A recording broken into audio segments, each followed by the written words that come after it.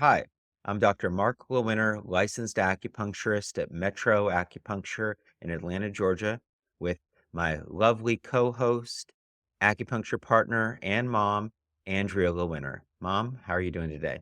I'm doing well. How are you doing? Well, often ask you if you're excited about today's topic, but today you're going to be the leader of today's topic, and I'm very excited. Uh, Today, we're going to talk a little bit about the five element philosophy of acupuncture. And I would just like to always frame this in the sense that there are many different philosophies and through different traditions like Japanese acupuncture, Korean acupuncture, but they all have the same, essentially, they all are using the same meridians, the same points. There's just a different backstory to each of them. So one of the philosophies is called five element. And what that involves is looking at the five elements. And the five elements, as we put them on a chart, are wood, fire, earth, metal, and water. And what they're indicating is also not only the elements, but the seasons. So we're going through spring, summer, late summer, autumn, and winter. And that's how the movement of the world is. So what we're doing is we're going from one season to another. So the spring would be very yang, and yang in Chinese medicine is very energetic, highly energetic. We're moving through that yang spring, things are growing rapidly. We're in full bloom by summer. And then what happens is now we're going into the late summer and fall, which is harvesting. We're going into the deep fall, which is getting ready for hibernation, that winter, that stillness. And those are the elements of yin. So, one of the things that we were talking about and thought would be an interesting topic for today is a treatment protocol called husband and wife. And it's an imbalance. It's when one thing is just overpowering another. And, with you it is because it can be there's so much information that you're sharing there, and I really appreciate that summary, and when you mentioned husband and wife, I think that it also goes back to this yin yang. It's just another way of explaining, and so tell me about this husband and wife imbalance. Again, what you said is very important is that in Chinese medicine, when we're talking, and even in many other societies, husbands, what do? They're out, they're busy, they're hunting, they're gathering, which is all very yang activities, where the wife is at home and she's nurturing and she's cooking, which are more yin activities. So when we're talking about husband and wife imbalance, how it looks is that the husband element or the yang element is not in balance with the yin. So there's a disparity between that energetic. The yang has been decreased, the yin is overwhelming, and for whatever reason, it's termed as the husband and wife imbalance. They reference it using pulse diagnosis. So that's touching the pulse and seeing, essentially seeing with your fingers and touching And the pulse on the wrist. the pulse on the wrist. Yes. It could be done at other pulses, but that's the one that is frequently used. If on the right side, that's the husband. If it's deficient, then we're looking to see, okay, on the left side, is it excess? So we're trying to essentially, you could put a lot of words around that, but essentially we're trying to balance the yin and the yang when we notice through pulse diagnosis, or if we're looking at someone and we recognize that either visually or through the sound of their voice or through their story, that we recognize that there's some imbalance there. We don't call it an imbalance today very often today we look at it and say, oh, there was trauma there. And that's what's impacting the body, the energetic of the body. And is that, physical trauma or emotional trauma, or it can be one of It the could same? it could be all of that. Each person is going to identify trauma in a different way. Some people will identify it, they'll be terribly injured through someone's words, through a look. And of course, trauma is on a bigger scale. It can be injury, it can be assault, it can be many different things. But again, it's not what it is, it's how the person is taking that in. And are they being assaulted with whatever that comes? And that they can't get it out, they can't step over it.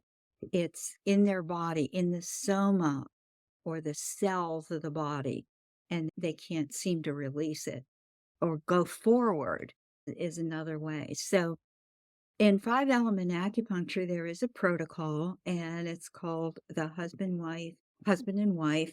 And there are four primary points that are used. And I just wanted to take this opportunity and just share a little bit about, because it's all about the points have energetics, and whether we're looking at the points for in traditional Chinese medicine, or we're looking at them in classical medicine, or we're looking at them through five element lens, they all have very similar meanings to them. So the first one that is being used is kidney 7, which is called returning current.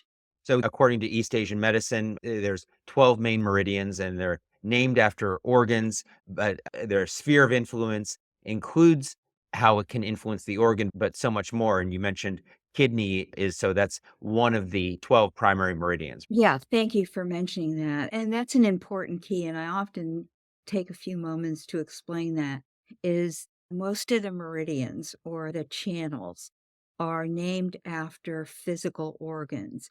And it doesn't mean that there's anything wrong with that organ. It's just that the energy is passing through as we stimulate those points, the energy is passing through that organ. So I often tell people because we're using a point on the kidney meridian does not mean there's anything wrong with the kidney. It means that we are taking the energetic of the kidney, which is about will and moving forward and getting through, that we're using that point to stimulate that energetic. Does it have an influence on the kidney? Yes, because everything is connected and we're using energy, and that there's a pathway there that goes through that organ. The 12 meridians, there's one that's called the Sanjiao or triple heater. It has many names, but that's not necessarily associated with a particular organ. Although as we study these things, people often reference it back to the lymph system, because the lymph system is running all over the body and it has great influence.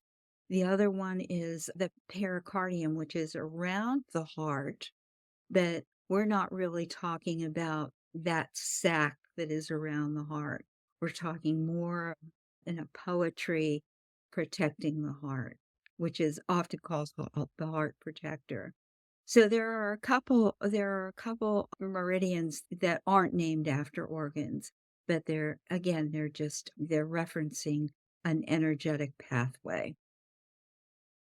So part of this protocol is using the kidney meridian to move that energy into water, that something is stuck and we're moving it into water so that there can be growth, there can be that expansion into spring.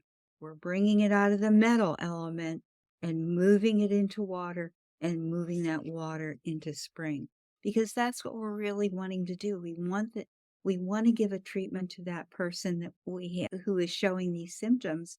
We want them to get on with their life. So if someone's feeling stuck Yes. and you're feeling something on the pulse where one Absolutely. side, the right side is a little bit weaker than we would anticipate it should be, and the left side is a little stronger, and we're calling that imbalance, it's like a yin yang kind of imbalance, Exactly. or to be poetic, we're saying a husband wife Life imbalance. and balance. Yeah. And the points that you're describing are going to correct that imbalance, and you'll be able to feel a difference in the pulse. Is that right? That's what we're looking for. Okay. Sometimes we'll see it immediately. We'll detect that immediately, but the treatment doesn't necessarily hold. So the next time we see them, we may need to do it again. May need to do it several times. And knowing that the person is stuck, and you mentioned to bring that back to 5 element, that it may be more of a winter, frozen, not as much movement action that's happening, and you want to do the opposite of that, get some energy going with doing a kidney point that helps activate their will. Is that right? That's right. That's Okay. very, All right, very great. precise. And Yeah. then what's the next point that's done? Kidney 7 is called returning current. And one of the places that I use this point a lot is with fertility, because the energetic of this point empowers conception. Now, when we think about it in the husband-wife imbalance, what do we want to do? We want to rebirth that person into the world again. Okay. Another point that we Because use. maybe they've been feeling stuck in a process and been thinking about it and have had disappointments and failures and or like you said, trauma, whether it be physical trauma from loss or emotional trauma from the ups and downs, and they're stuck. So wanting to bring them back to their original self or authentic self. Is that right? That's right. And that's why the name of the points very often are so important. We're returning the current. We're returning that energy. What's current? Current is movement, current is energy. So we're bringing that current back into that person's being. One of the things about this point is it, in a sense, it stabilizes loss and return. So what we're talking about, it corresponds with we're losing something all the time, but life is showing up and bringing new vision, new opportunities. So it corresponds with both.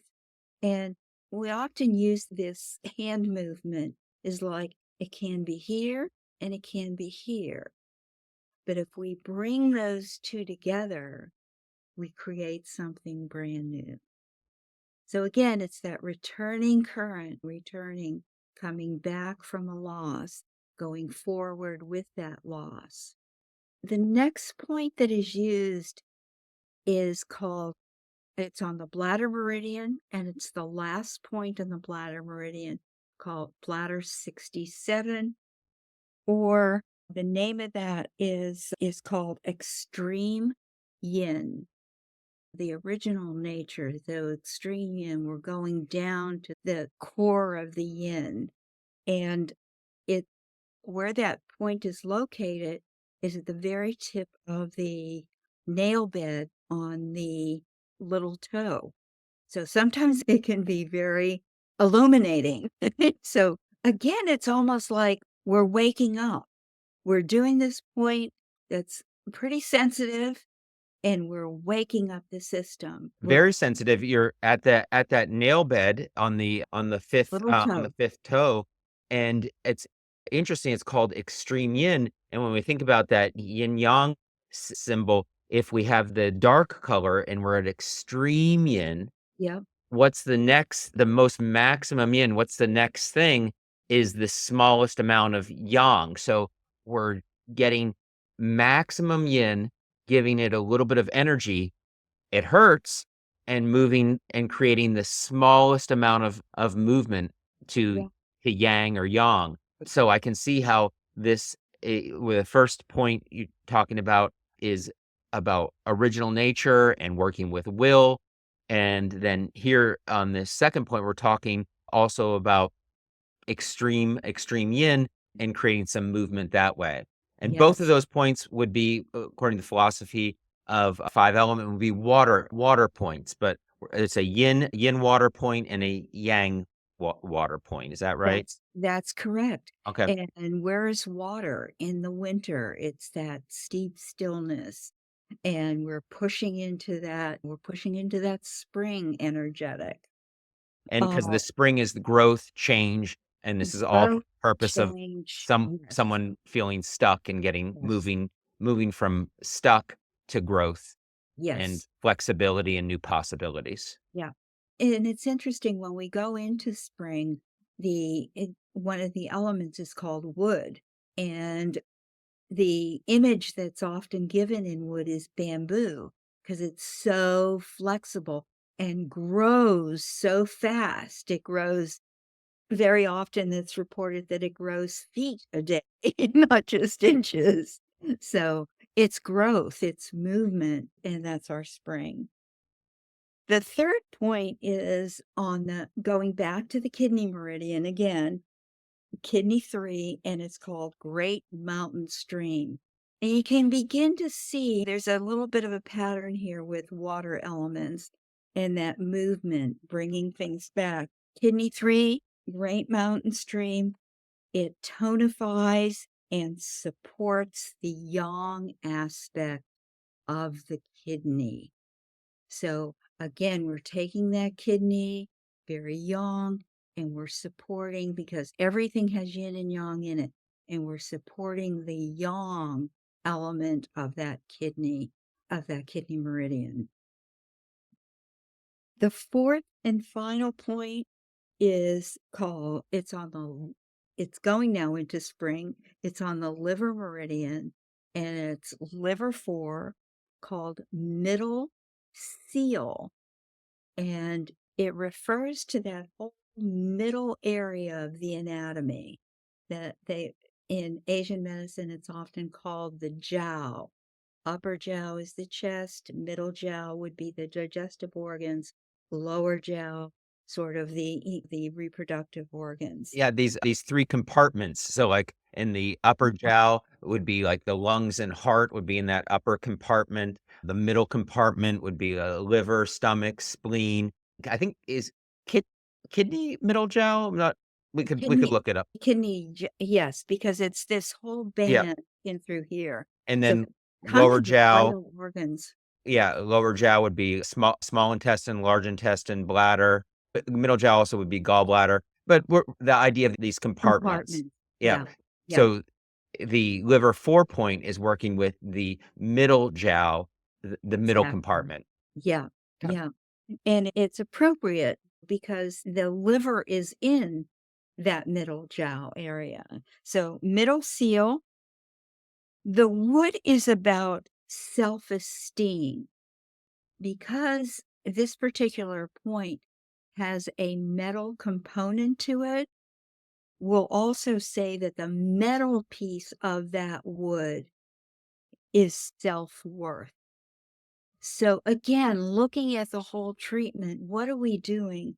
And we've been thinking about this for decades, and it can be just a second nature for us to talk about these things like wood, fire, earth, metal, water, and the seasons and the overlap and the connections. We've mentioned now metal. We've talked about that before, which is associated with fall or autumn. And it's about letting go, acknowledgement, it's also about the organs are the lungs and the large intestine and so much more. But you were saying that the liver 4 point is a metal point, is that right? Because it's a liver point that has the metal component to it. Okay. Yeah. Yeah, so it is a connection within Mm. connection, and I Within one thing I connection. love about East Asian medicine is it's a puzzle, whether it be a simple puzzle of yin and yang or a puzzle of how the 5 elements are working together, but it's about relationships and noticing where there's excess, deficiency, what's in balance, what's out of balance. And if Uh, you think about just the yin yang symbol, it's really a hologram too. It's here, and then it's here, and then it's here, and then it's here. It's like taking that mirror and looking at yourself in this mirror, but having it reflect it. And we have one after the other after another, that hologram. So very much so is East Asian medicine a hologram. One thing impacts the other, which impacts the other, and it gets more and more refined. So we've got the five elements as a whole, then we have the five elements in each element. And then within that, there's, again, we can see it as a hologram. Yes. So, yes, And thank you. as a Thank hologram, I think is it that in a hologram that the whole I forget, it's something like that you. Represented in each part. in each Yeah. part. Yeah. Again and again, perfectly. There's no distortion as it goes from one to the other. It's perfect.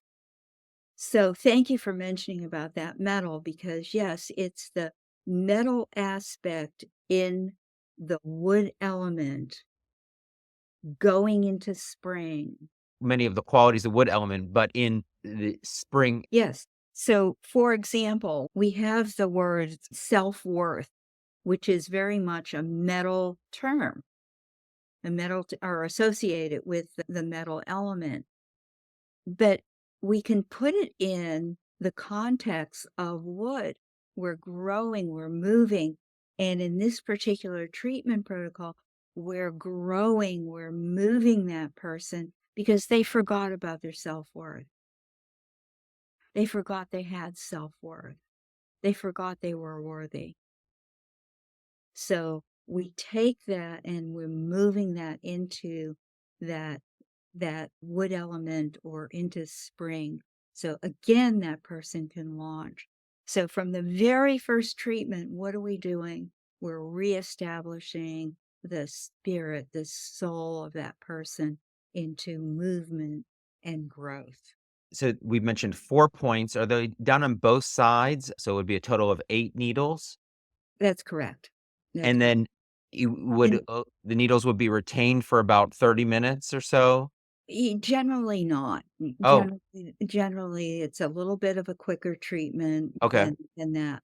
I was just gonna mention that as far as application, some people will place the needles and some people will place the needle and then take it out. So they'll do, for example, we'll start with kidney 7, returning current.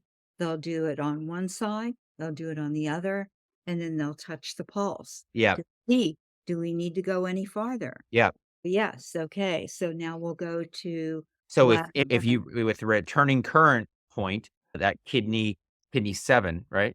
That you if you put that in and you say, "Oh, I'm noticing the pulses are balanced."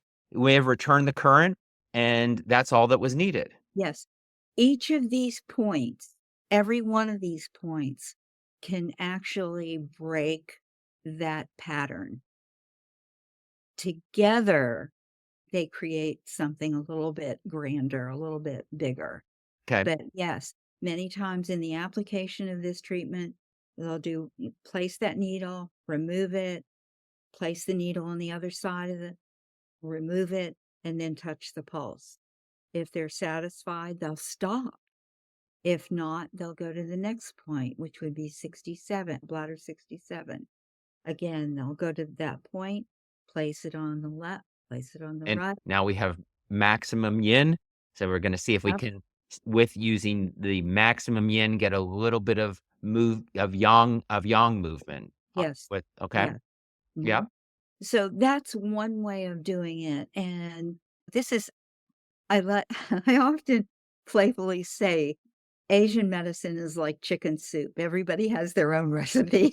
We start with the basic ingredients. We start with the 12 meridians. We start with the points, but how these things are done, very often there's many different ways to do them. So Right. this is just an introduction.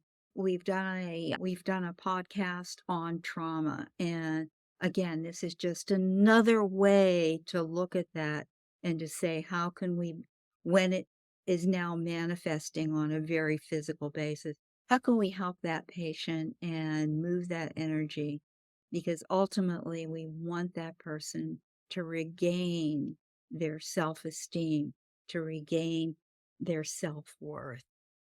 And this is found through the conversation and then also confirmed with the pulse, and the treatment is performed, and then the pulses are checked, and you said it may be after just a needle or two, or it may be doing this treatment a few times. That's correct. And tell me about your experience. Have you found that you've been able to have the pulses be more balanced after a few treatments?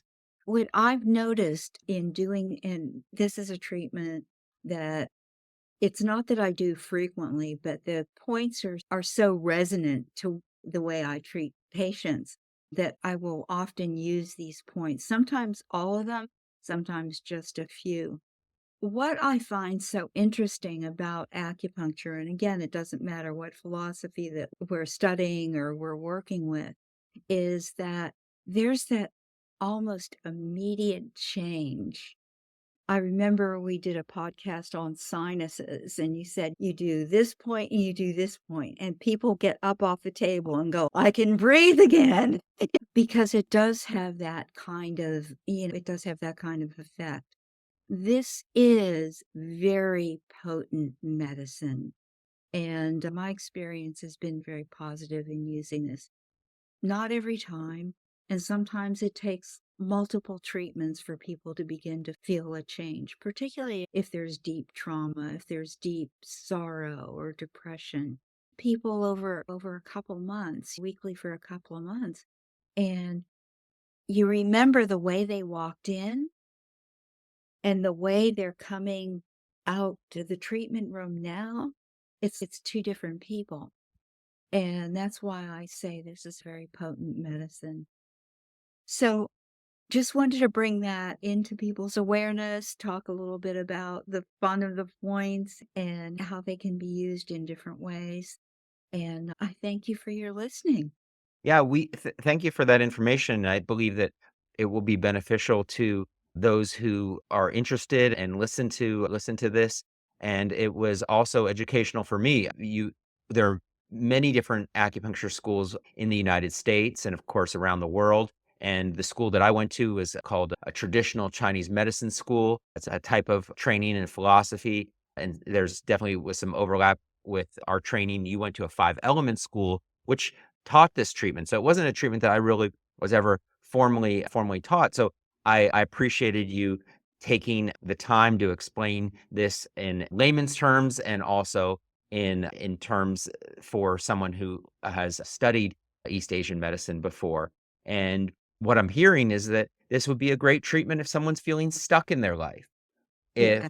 if someone has had a, traumatic event that they feel like they can't move on from, that this might be something that's helpful for them. Is that true? Is that fair to say? I think it's very true, Mark.